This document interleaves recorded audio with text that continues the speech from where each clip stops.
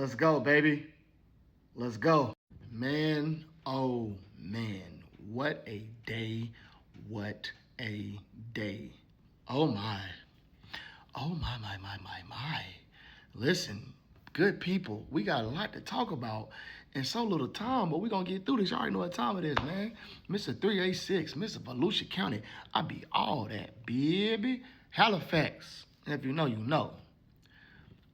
Man, as you can see, Carson Beck didn't have to be great. He just had to be good. And that's all you need. That's all you need. He didn't have to be great. He did not. Okay? He just had to be good. Shout out to Reed. You know, Reed definitely did his thing, but like, you know, if you watch my previous video, I said he's the running back. I literally pull up the stats for you guys and I said, yo, he's the running back. So, you know, the issue with quarterbacks that are more prone to run than they are stay in a pocket, they sometimes make inaccurate passes and throw interceptions or they miss people. And so that's why I said that. But I mean, like, you know, he definitely, you know, did what he could. You know, he got sacked like a mother, which we will get into. Yo, and shout out to Marion, man, you know, because I really thought that Tony was going to be the guy this game. And he just wasn't the guy through the air. You know, they had to figure out creative ways to use them, which we'll also get into in a second. But yeah, shout out to Ruben Bain with 3 sacks, and 2 of them were back to back in the fourth quarter. Very pivotal freaking sacks. Shout out to that whole D line.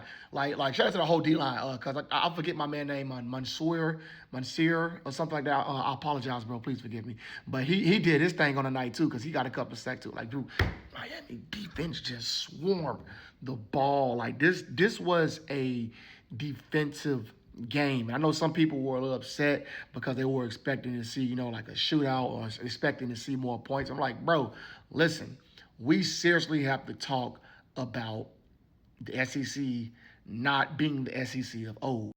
Because yes, Texas A&M went on a run. They beat mostly SEC teams. SEC teams, I was sorry. I mean, but they beat, you know, they beat a lot of SEC teams. You know, like I'm not going to, like, it's kind of half and half. Kind of half and half. But I mean, like they played mostly, like they played a lot of SEC teams, and you know, like they won out. They lost to Texas, which is not SEC team. But that's a rivalry. But that's not the conversation. But yeah, like man, like on the night, the night before when I looked at the stats of Texas A&M, they have a beautiful D line, beautiful, but. Be that as it may, like I said, to validate my point, they played a bunch of sorrier, weaker teams. Like, you know, like I said, the SEC, not the SEC like how it was before, where you had a loaded freaking, like every team was freaking loaded. If you go back and look at, you know, who did what in college and, you know, people that, you know, made it to the pros, you know, like, dude. But the story is they counted Miami out. They had, if you watch my previous video, they had Texas winning by like a margin. They ain't expect Miami to even have a chance. And it's like, bro, you know, we're in a different time. And, you know, shout out to the ACC. Shout out to Miami for really coming ready to play. Like I said, if you watch my previous video, I said that I do think psychologically Texas A&M losing their game to, like, their literal last game of the season, you know, that might have some psychological, you know, like issues like to factor in on, you know, how they play. If you ask me, I think they didn't play a bad game. They did not play a bad game. Defense came ready to play. Offense, you know, could produce when they tried to produce, but you know, this was just a completely like a super defensive game. And, you know, had Miami had a better kicker, they probably would have had way more points on the board than Texas A&M. They probably had way more points. And Texas A&M had a kick blocked, a field goal blocked. And, man, so let's look at the total yardage, y'all. Damn near the same, 280 total to 326, but the turnovers really is what cost Texas A&M 3 freaking turnovers. I saw 2 picks, and I don't remember that fumble, but somebody did fumble. I think it was Reed. I think it was the quarterback. He had fumbled when he had got sacked. But penalties, listen, very disciplined, very disciplined. Both teams very disciplined. You know, like I think that penalty at the end almost cost Miami because that damn one roughing the passer damn near led Texas A&M down the field. Like that, they gifted them yardage to help them get down the field. But third down efficiency, like man, look at that. That's crazy. Normally a team will lose if you have third down efficiency this low. And I think Texas A&M went for like a fake punt and they didn't get it at the time of possession. Like you would have thought that A&M, like if you were just looking at the stat sheet, you would have thought that A&M was winning this game or was just in better position to win this game. Look at the total first down percentages. So, like that Miami team definitely was tested and they just had to stay disciplined and be sound. Man, oh my God. Like we're gonna go back to this for a second, but yeah, man, man, Reed threw 2 freaking picks, man. That really cost him the game. And like literally at the end of the game, he threw a pick to the same person. Yeah, man. Like, I mean, listen, we're just gonna go through this. Mark Fletcher is the story of this game. Mark Fletcher, like, arrived. I mean, I have footage of Mark Fletcher on my page, and I already said, I like Mark Fletcher, and I wasn't sure if he was going to be healthy, and I'm glad that he was able to, get healthy and be ready to play. I'm glad that C.J. James was able to be healthy and be able to play. He did what he could. But Keelan Marion definitely did his thing, man. Pivotal receptions that he did. And, of course, like I said, Malachi Tony is Mr. Do Everything. So, I mean, like, Jesus, man. Like, shout out to Mario Carver. Carver did his thing.